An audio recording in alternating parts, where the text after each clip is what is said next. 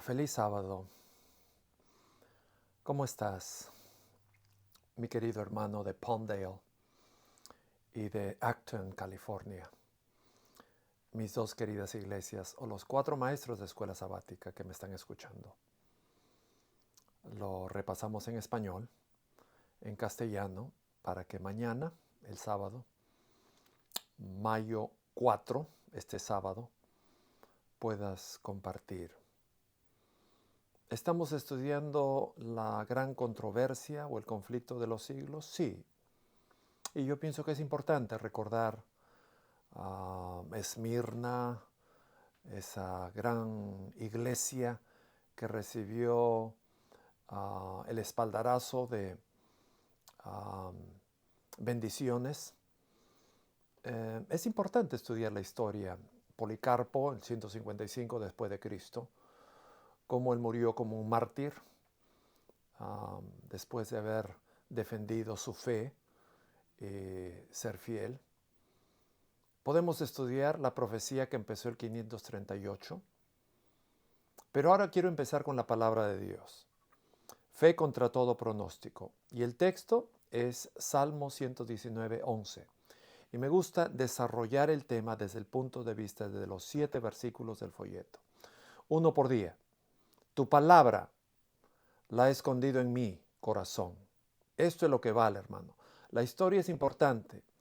Los grandes mártires son importantes, pero lo que realmente llena el alma, el espíritu, lo que da proteína, vitamina espiritual, es la palabra de Dios. Tu palabra la he escondido en mi corazón. En mi corazón he guardado tus dichos para no pecar contra ti. Ese es el texto que vamos a desarrollar durante toda la semana.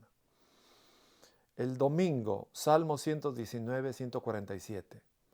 Me levanto antes de la mañana, al amanecer, y llorar, clamar por ayuda. Espero yo en tu palabra. Algunos dicen, Pastor Benjamín, yo leo mi Biblia en la tarde porque soy un hombre de tarde.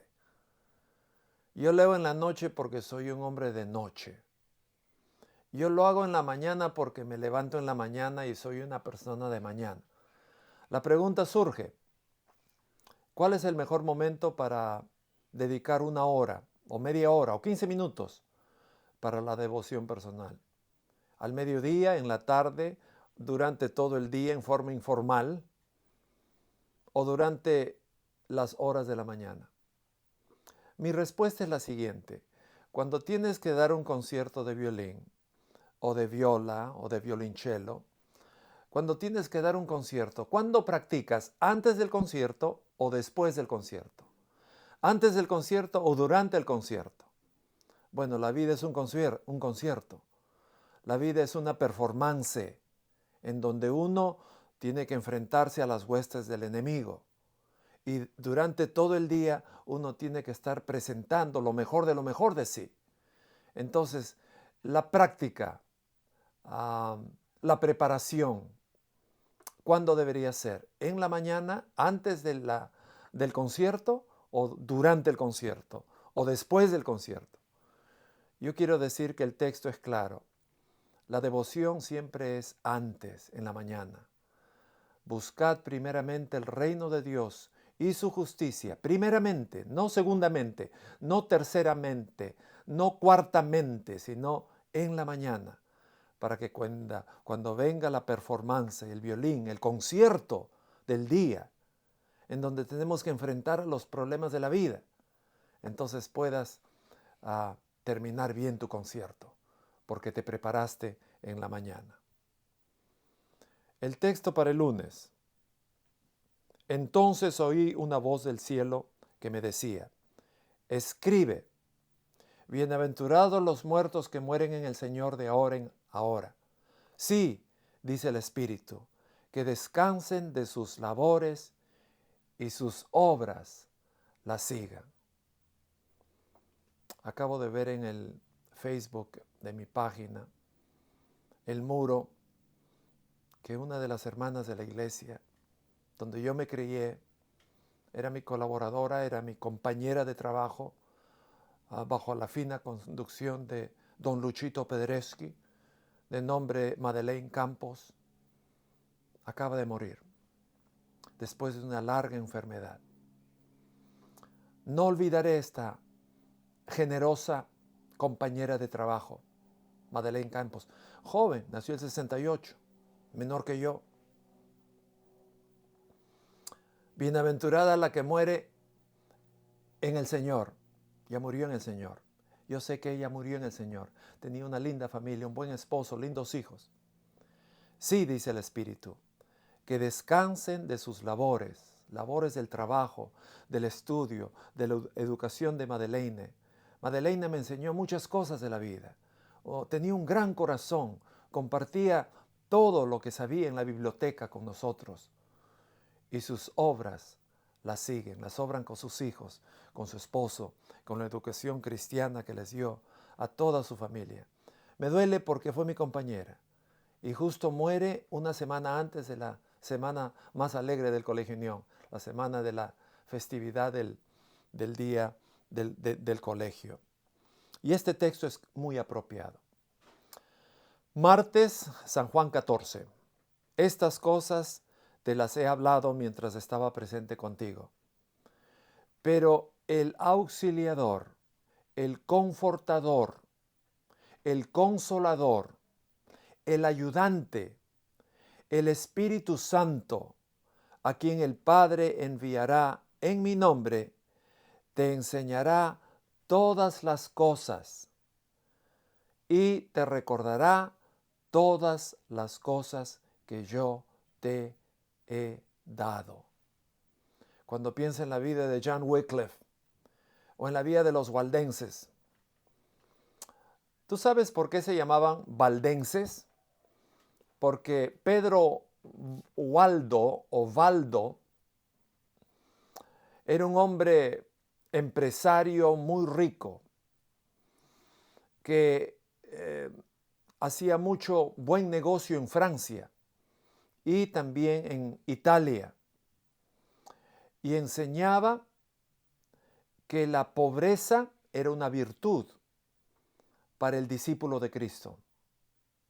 Y por eso, en esa pobreza, más importante que vender cosas de oro, era compartir la palabra de Dios. Y por eso fundó un grupo de valdenses, Pedro Waldo, los waldenses, en Italia, en donde iban a los mercados y detrás de las cosas escondidas compartían la palabra de Dios que ellos mismos habían copiado. Enseñaban a los niños a memorizar el Antiguo Testamento, el Nuevo Testamento, capítulos de memoria. Miércoles, el texto para el miércoles, Efesios 2, 8 al 9. Porque por gracia has sido salvos. Qué lindo texto. Por gracia has sido salvos, por la fe, y eso no de vosotros mismos, es el don de Dios, no de obras, para que nadie se jacte. Aquí está la fe, sola escritura, sola salvación, solo Cristo, una sola iglesia. Después de los valdenses, en 1384 después de Cristo, surgió John Wycliffe, que fue la estrella matinal de la Reforma y empezó a reproducir del latín al inglés. Pero tú te preguntarás, ¿pero por qué era prohibido copiar la Biblia? ¿Por qué era prohibido traducir la Biblia? ¿Sabes por qué? Porque los 10 mandamientos los habían cambiado la tradición de la iglesia. Por eso. Pero estaba asolapado, escondido. Los mandamientos de Cristo cambiados. Los mandamientos de los apóstoles transformados, cambiados. Los 10 mandamientos. El segundo mandamiento, no imágenes, cambiada. El cuarto mandamiento, sábado, domingo, cambiado. El séptimo mandamiento, cambiado. Nadie se case, deben ser célibes. El 10º mandamiento, todos los mandamientos, no tendrás dioses ajenos, tendrían mariolatría.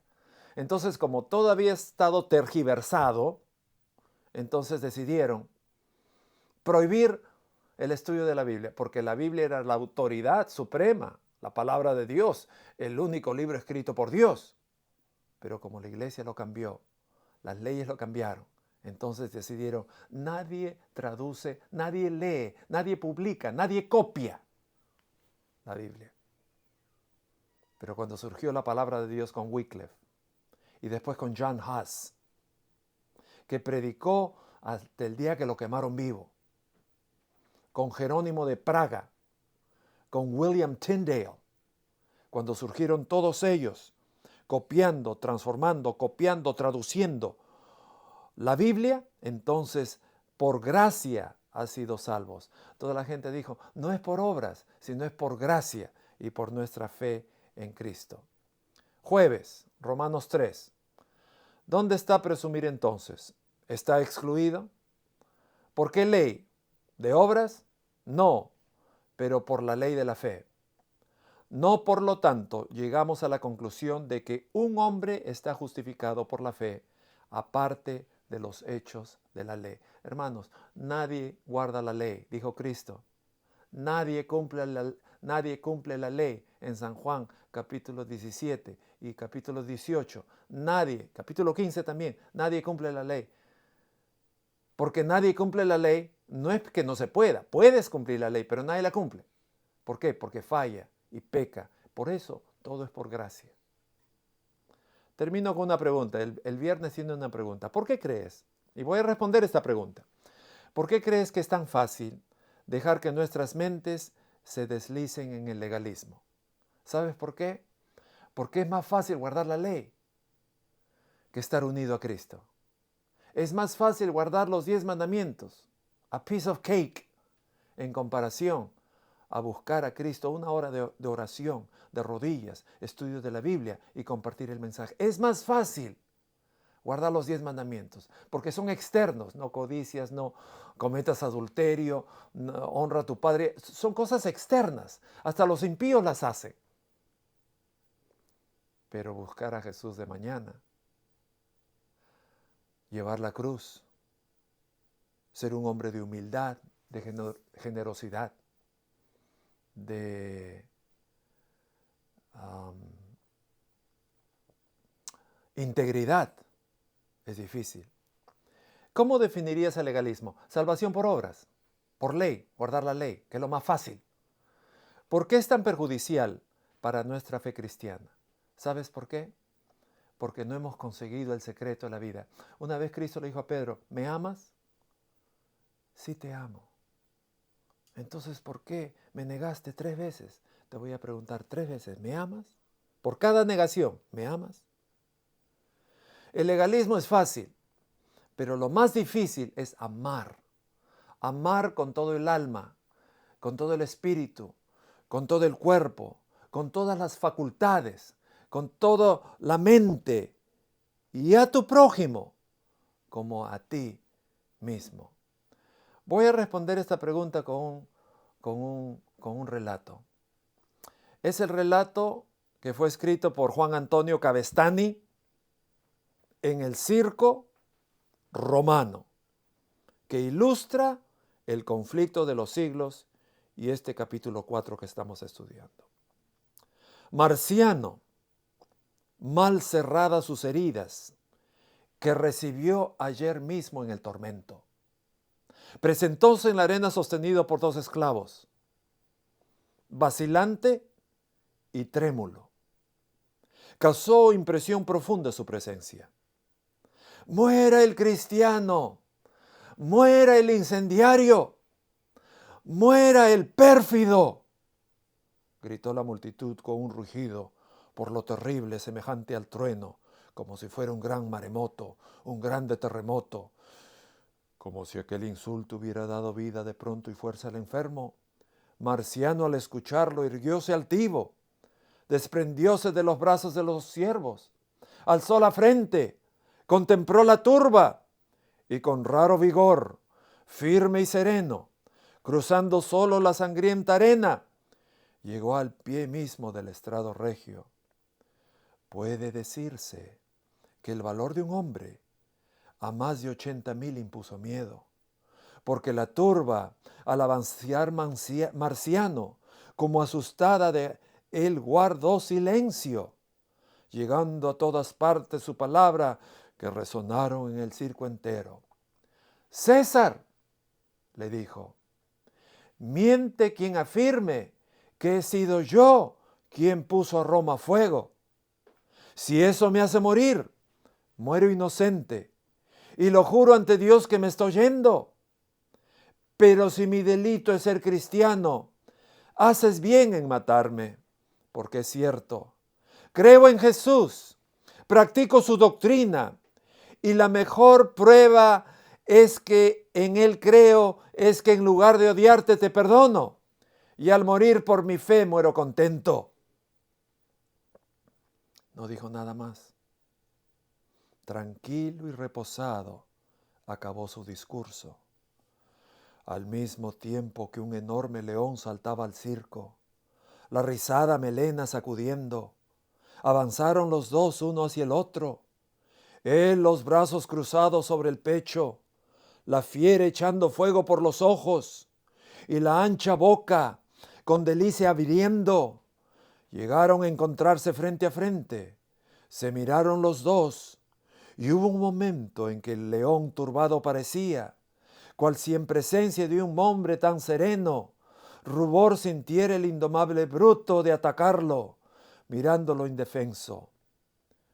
Duró la escena muda largo rato, pero al cabo el hijo del desierto, la fiereza venció, lanzó un rugido, se arrastró lentamente por el suelo y de un salto cayó sobre su víctima. Un estruendoso aplauso rompió el pueblo, brilló la sangre, se empapó la arena y aún de la lucha en el furor tremendo, Marciano con un grito de agonía, «Te perdono, Nerón, te perdono, Nerón», dijo de nuevo. Aquel grito fue el último. La zarpa del feroz animal cortó el aliento y allí acabó la lucha. Al poco rato ya no quedaba más de todo aquello que unos ropajes rotos y esparcidos sobre un cuerpo también roto y deshecho. Una fiera bebiendo sangre humana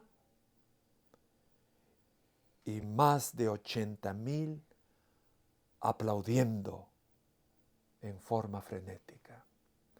Sé fiel hasta la muerte y yo te daré la corona de la vida.